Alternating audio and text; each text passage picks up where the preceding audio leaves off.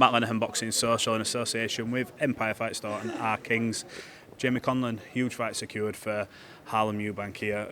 Jack Catterall, world level. This is his big test. How pleased are you that he's finally got this opportunity? Because he's been wanting something like this for a while now, hasn't he? Yeah, he's been playing his trade really well, learning in the gym, but then the last few fights we've been taking more and more gradual step-ups, and we believe now as a team that this is the right time, right stage, right platform, and doing it in Jack's backyard makes it even better. But no doubt the task at hand is a big task. Jack Catterall is a world level fighter, should have been potentially the unified champion of the world, undisputed champion of the world, and has always been like one of the top fighters here in Britain. So it's a real tough ask, but it's an ask that the team truly believe that they're confident in. It is a big step up into it. With all due respect, obviously, Tyrone McKenna's a warrior, and like I said, I've had so much time for him, and it a brave performance last time. But Harlem that was the most spiteful I've seen of him, and he looked like he wanted to prove a point.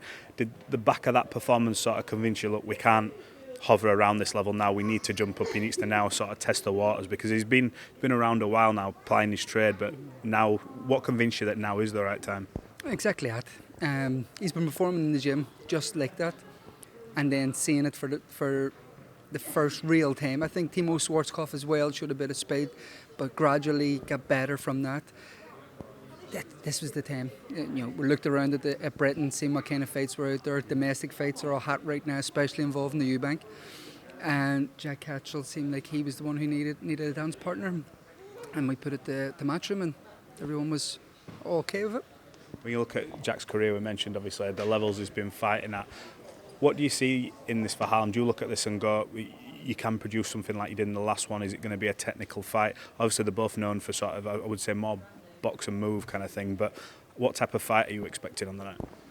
I think people will be surprised. I think Jack has always relied on people coming to him. Harlem is a fantastic boxer, but he can go forward as well. As we've seen in the last fight, spiteful puncher up at 147. It'll be interesting to see Jack at 147 with that extra 7 pounds from light welterweight. So I think it'll be a bit more explosive than people give it credit for. Both technically like to be on the back foot, both technically like to box on the outside, but also both of them can fight on the inside. Jack, back in the day when he fought Tyrone McKenna and stuff, was probably more known as a big puncher, strong puncher. Was knocking like highlight reel knockouts back then, and he's set in the back foot boxer a bit more. But both lads can be spiteful. I think you'd be very, very surprised. Technical fight, but I don't see it going the distance. Let me ask you as well, Pierce O'Leary back out in Ipswich, opportunity for him to sort of get that belt under his, get that scalp kind of thing, and then move on to bigger and better fights. How pleased are you with Pierce? I've seen you in the gym in Liverpool at the Rotunda, and he's coming along well now, isn't he? He's reaching that point where he's going to be in the line for some huge fights. One of the hardest people to get sparring for is Pierce O'Leary. As dedicated an athlete as ever been around, mentally, how he sets himself out pre-fight, pre-training camp, how he kind of takes himself away from home, his young family. He sets his goals very, very high. But one of the most, we're talking about spiteful punchers, I've never seen anyone hit as hard as that man for pound. I have to say, I think one of my first ever shows I covered doing this job, it was behind closed doors, a fight that he was on, and the first time I'd met the guy, and I looked at him and thought, yeah, nice guy. It's very deceiving when you meet him. You met him down the street, oh hiya, shake your hand, love the guy, one of the nicest people you speak to, and he knocked this kid out, and this guy didn't move, and it was one of the most spiteful knockouts I think I've seen to this day.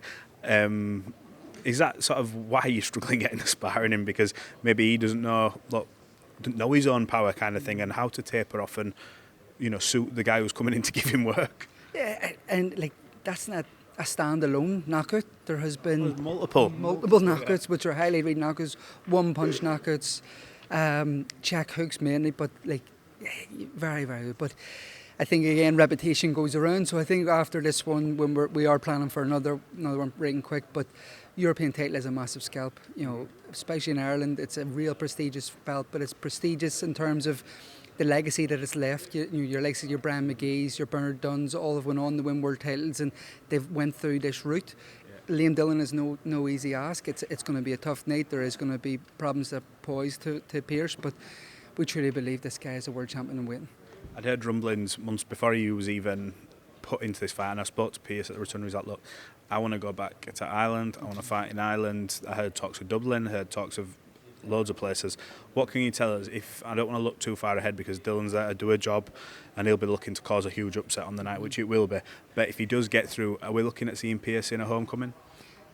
That's our discussions with Queensberry. Frank and George have delivered, and we have to get Liam Dillon out of the way. First and foremost, Liam Dillon, but bringing Pierce to Dublin is essential. This kid hasn't fought in Dublin yet, as a pro, and I truly believe once he fights in Dublin, he'll take the roof off. He's a superstar in the making. As you said, so deceiving. Looks like Clark Kent with the glasses on, takes the glasses off, and he's fucking Superman. I want to ask you a few other things that's happened in boxing recently. I spoke to you about, I think before, do you miss boxing, do you miss putting the gloves on, coming back, the ring walks, the big nights? I've asked you on a few occasions, you're like, no, fairly content, you're at this part of your life, and at this stage of a career in boxing. Manny Pacquiao is returning at the age of 46, straight back into the rankings and against Mario Barrios. Now, what's your thoughts and opinions on that as a whole? Because I've had mixed, a lot of people saying, you shouldn't be coming back after 4 or 5 years out the ring. And straight into a world title shot. There's people in the rankings. Other people have said it's Manny Pacquiao. So, what's your thoughts? I wouldn't like to see him back. Someone at this age, yes, Manny Pacquiao is Manny Pacquiao, and I think everyone in my generation grew up with Manny coming through the rankings from flyweight to welter, wherever he's kind of ended up at. But I just think right now is wrong. It's not good. It gives a bit of a stain on boxing. We talk about this misfits world and all this kind of Jake Pauls of the world, but we're giving it credibility, letting Manny Pacquiao come back at that age, skip everybody who's working hard to get to the position they're getting into, and just leap the queue and fight for world title. It's not good. It's not good for the sport. Do you believe that it can cause an upset? Is it an upset, or is he expected to win? Because are they looking at Barrios as the weaker of the champions? I don't know, but what are you expecting to see? It's difficult, isn't it, when you see him in that exhibition not looking great, but I hear he didn't train for that and just turned up, but is it difficult to know what to expect? I have no clue what to expect. Really no clue. I didn't even see the exhibition. I don't agree with all that. I think it's very hard for fighters to leave the sport and kind of put that to bed and be content with what they've achieved is very hard. And if Manny Pacquiao cannot be content with what he's achieved, you picture, the lads at lower level, southern area level and stuff, how can they walk away from the sport when they see the greats kind of can't even let it go? Just a couple more. I want to talk about the weekend that's just gone. I want to start with Moses Itauma.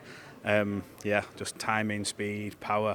A lot of people calling him for him to make some huge jumps. I've seen likes of Jermaine Franklin mentioned. I think Jamie Ward just told me someone had mentioned, he's ready for it. Someone online said he's ready for an Anthony Joshua. I mean, he's only a baby, but how impressed are you with Moses Itauma? And look, I think him and Bakoli were having a bit of back and forth, but what do you think? I think Bakoli's name is being thrown around, and probably the right time to get Big Martin if he's been in the same shape he has been in the last two. But it's very young for he's a baby of the sport. He's a baby in heavyweight division.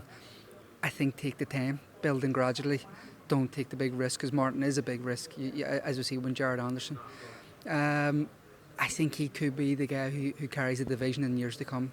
I was going to say, do you see him as that next sort of standard bearer where we saw AJ come through, we've seen Tyson, both on the back ends of their careers, but obviously we don't know what's happening with Tyson. He says he's retired, many think he comes back for one more, but do you see him as that next guy coming through who's going to carry the division potentially? He's the leading light, he is the leading light. Bit more exposure, a bit more promotion with him, get him name recognition around the casual viewer, but I think he's the guy who can really carry Britain in the heavyweight division in the next few years. And last but not least, Josh Taylor, what a career he's had. I mean, people are talking about him like he's done. I think takes a bit of credit away from how good Eko Esima was on the night. Actually, he had a good game plan. He got the job done. People saying by a couple of rounds. But what did you make of that? And if you say he's done it all as Josh Taylor, is it going to be kind of hard for him to say, look, let's roll the dice and go again, or what did you make of it? I think he'll take heart in it. Because the performance was so close, but then it will annoy him that Josh Taylor was at one stage, and just unfortunately during COVID didn't get the recognition that he deserved. He was the best fighter in Britain by a country mile, undisputed. when he beat Jose Ramirez in a bubble in Las Vegas, that should have been celebrated to the hills. But no UK TV station picked it up. I think maybe Fight TV broadcast it worldwide, but like no UK TV station picked it up. There was 80, 90 people in a bubble in Vegas. He should be set for life. But I guess you don't know what drives fighters on. The fights with Jack were unbelievable. You would like to see fighters go off into the sunset. But it's very hard to kind of let it go. And I think he thought he won when he jumped out of the ring, and he'll have time to dissect it. Once he sits back and looks at it, then he can probably make a decision. But he's achieved something that every fighter in Britain is looking to achieve. Before we go, any more news, any more signings on the card? Obviously, you've got a decent little stable now as well, but have you got any more news for Conlan Sport and any potentials in doing any more business? Yeah, we've got 2 signings coming up. One amateur, one professional. A big high-level amateur coming through. Myself and Jason Quigley are actually working on that there together and combining our resources to sign like a national champion in Ireland, and looking forward to that. And then we're just trying to finish off the Crocker Donovan rematch in Belfast. Still looking at Windsor Park, have meetings in the next 2 weeks regarding that. I was going to ask you about it, so I'm glad you brought it up. Where are we at with that? Is it looking likely? Yeah, looking very likely. For Windsor Park, likely? Not sure on Windsor. We're still working on it. We're trying to make it work. We do have the SSC penciled, but yeah, we're in the running to try and make Windsor work sometime in September. That's brilliant news for boxing. The first one was a banger. I'm sure the second one will be atmosphere-wise incredible. Jamie, appreciate your time. We will catch up soon, hopefully, and yeah, appreciate it. Cheers, mate. Good to see you.